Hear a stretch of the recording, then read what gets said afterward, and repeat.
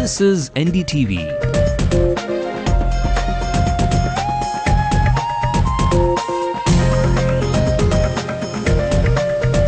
And you're watching NDTV Hindu.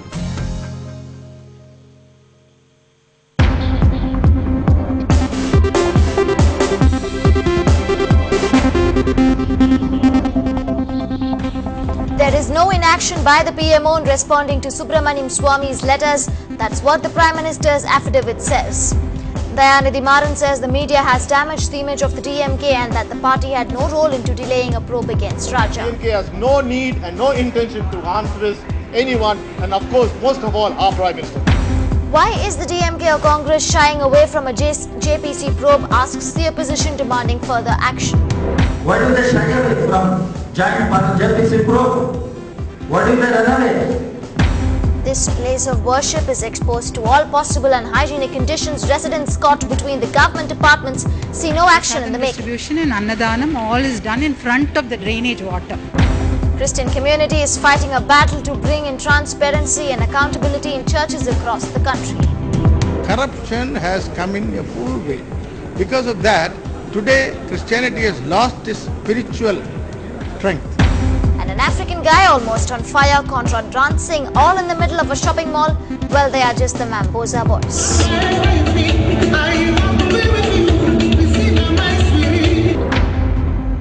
A very good evening. You're watching the news tonight with me, Divya. Let's also bring you the top national news making headlines.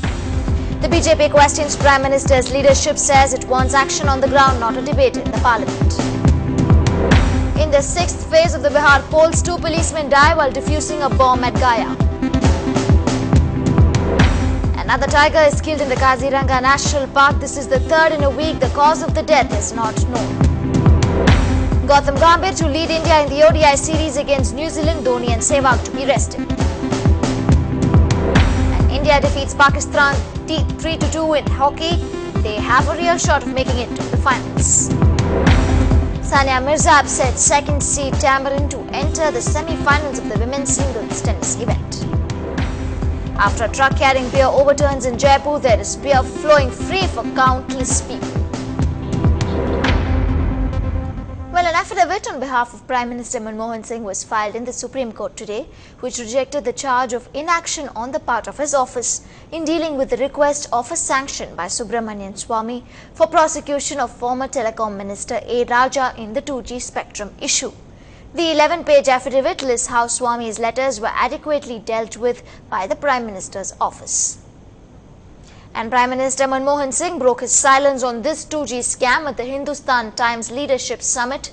When asked about the impasse in the parliament over the spectrum scam, the Prime Minister said, and I quote, "I would appeal to the parliament to do its work. We are ready to discuss all issues.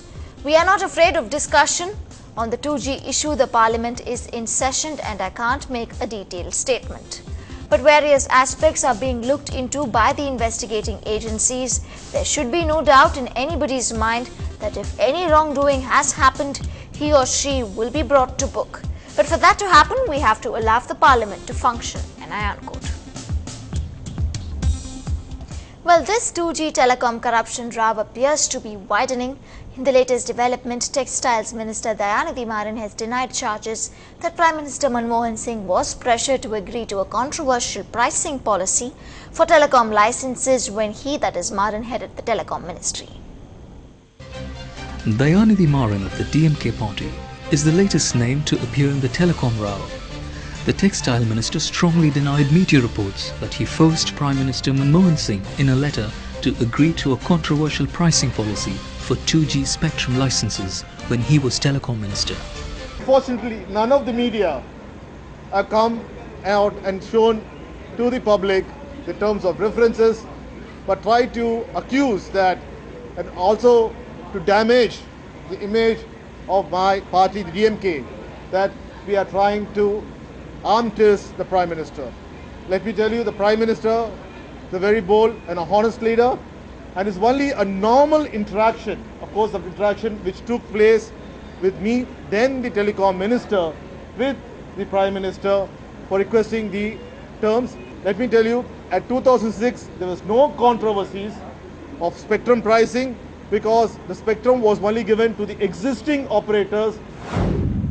Quite unfortunate that the media is making a mountain of a molehill.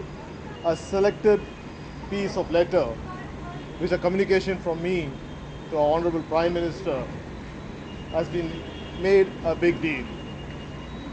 The letter goes back to 2006 when I was the Minister for Communications and Information Technology.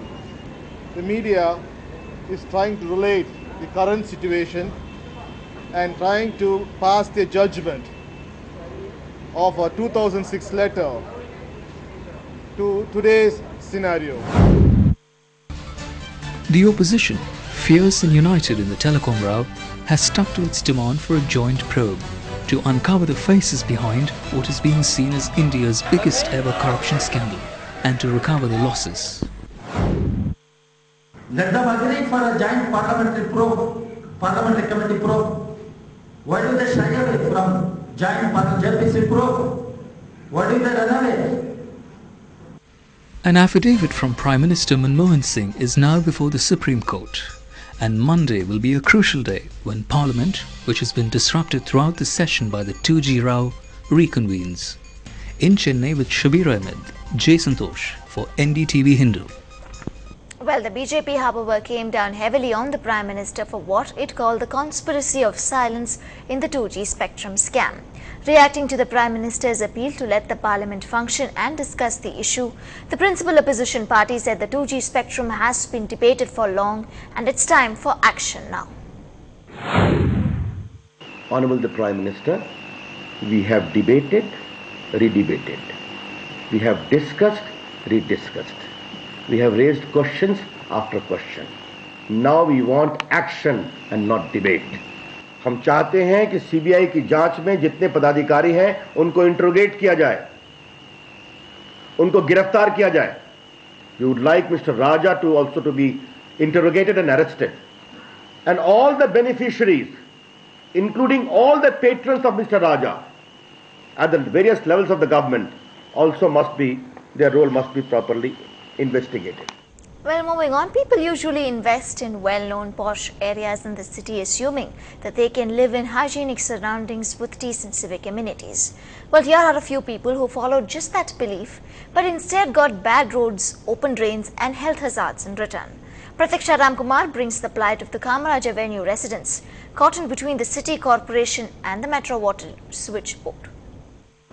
Stench from open sewers and stagnant water greets devotees to Sakare Amman temple on Kamaraj Avenue in Kalakshetra colony. The temple managers say they are worried that devotees run the risk of getting infected by the unhygienic surroundings.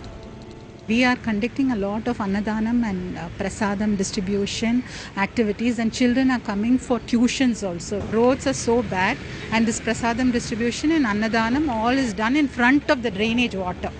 More serious dangers from live wires on this road to Thiruvanmiyur. It is especially worrying for parents as children use this route to reach their schools. And stench from overflowing sewage has forced residents to keep their windows closed. When we complained, there is the level of this manhole.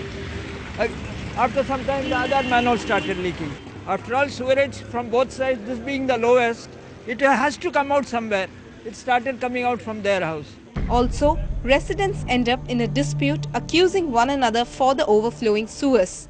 Since ours is an early flat and this apparently slightly low level compared to the new buildings that are coming up, therefore all the accumulated water is now coming out of our and getting drained out of our flat. They have got to either A, increase the pumping capacity, B, I get a feeling that the capacity of the pipes. Metro water தண்ணியை குடிச்சு எங்க family entire family இதா இருந்து ஒரு 1 week நாங்க ஹாஸ்பிடல்ல இருந்தோம். We incurred about 7,000 rupees medical expenses. But eventually residents find themselves helpless. The corporation says it's waiting for work to be completed on drainage systems before laying roads, while the department that lays water lines says it's trying to sort out issues, which has led to growing anger and frustration among the common man. In Chennai with reporter Pratiksha, Lokpriya, NDTV Hindu. Well, the Met Department says rains will continue for the next 48 hours, and here is a mess that the monsoon rains made just today.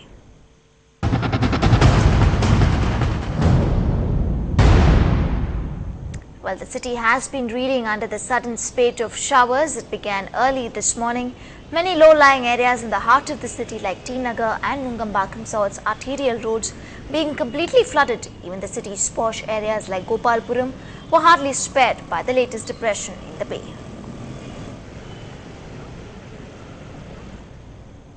And still ahead on the news tonight, well, here is a community who is seeking a law to protect themselves against corruption.